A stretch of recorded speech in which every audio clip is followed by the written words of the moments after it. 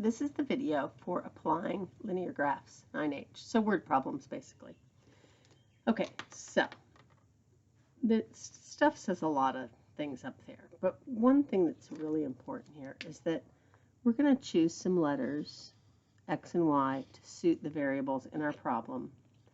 And some other letters, maybe like V for volume and T for time. We're always in these problems going to use Y equals mx plus c, and it can help us. All right, so here I go. A hiker walks at a constant rate of 4 kilometers per hour for 4 hours. Draw a table of values using T for time. So I'm not going to use X now. I'm going to use T for time, but that's usually my X up there. And in hours for a distance of D kilometers. So that's D kilometers, and that's usually my Y. So on my graph, I have kilometers, and I have hours. And I have a t-axis and a d-axis. Okay. So it says drop a table of values for t for time in hours d of kilometers using t between 0 and 4.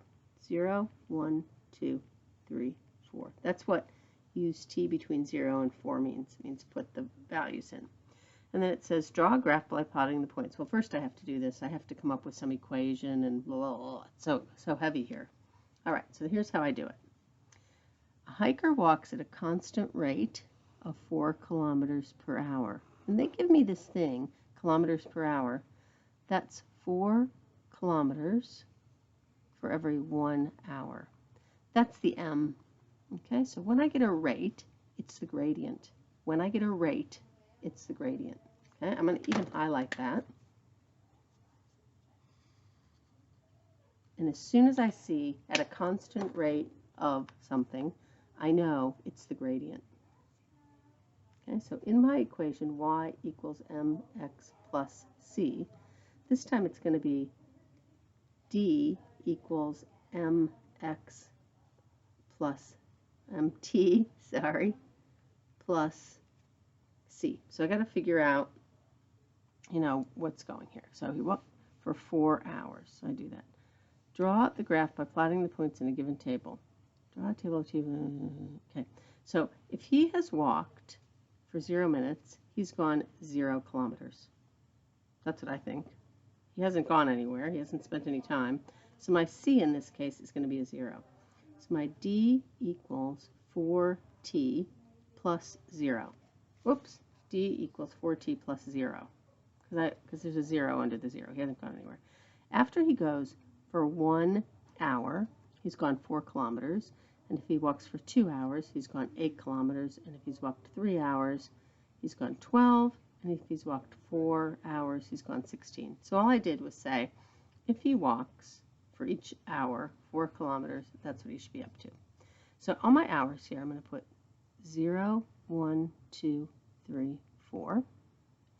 And I'm going to put my kilometers. I have to go up to 16, so I better sort this out. And I better do 2, 4, 6, 8. That's not going to work.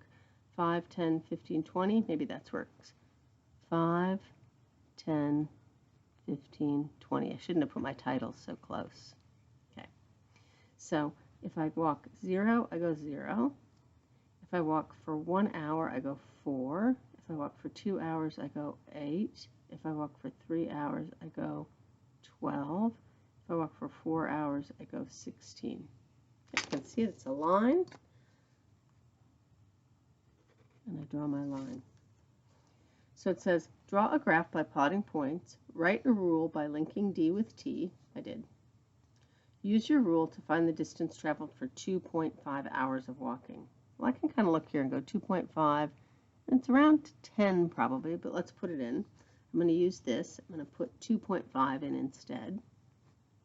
And I'm going to use my calculator and go 4 times 2.5. And in fact, when I do that, I get 10. So the answer for this is, because I just did 4 times 2.5, yeah? Okay. I get 10 kilometers. Use your rule to find the time taken to travel 8. So I'm going to use my rule here, and I say the distance is 8. If I divide by 4, I get t equals 2. Kind of knew that from that picture, but I could use my rule as well.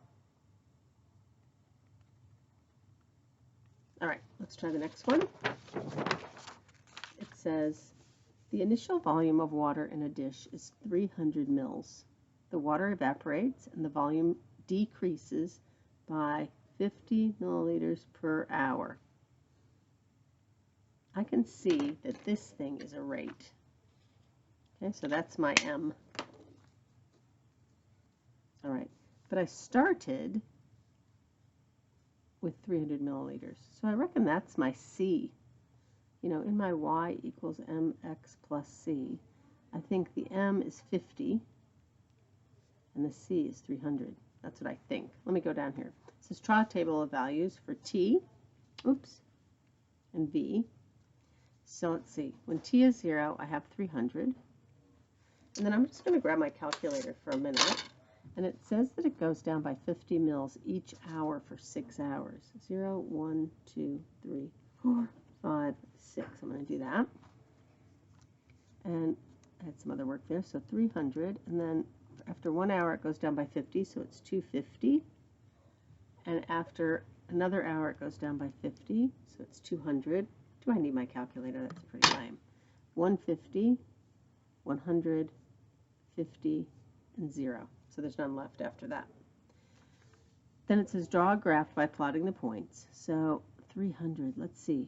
100, 200, 300 will be here. That'll be my V, volume.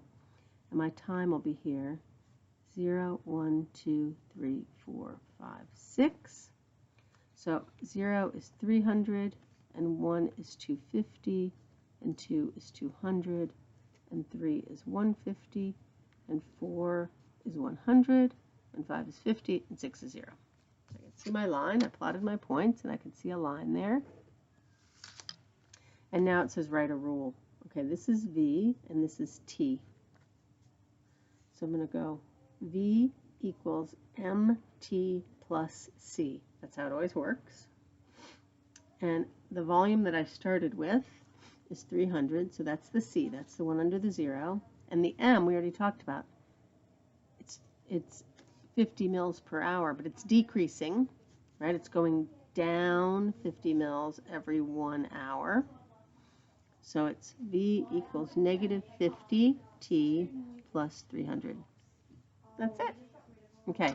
And it asks you to use your rule to find the volume of water in the dish after 4.2 hours.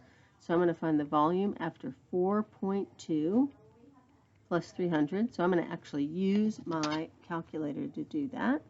And I'm going to go negative 50 times 4.2 plus 300. And I get 90. So the volume is 90 milliliters after that time. And then it says use your rule to find the time taken for the volume to reach 75. So I'll put my 75 there. And I've got negative 50T plus 300. And then, I'm sorry, I'm off the page there. Sorry about that.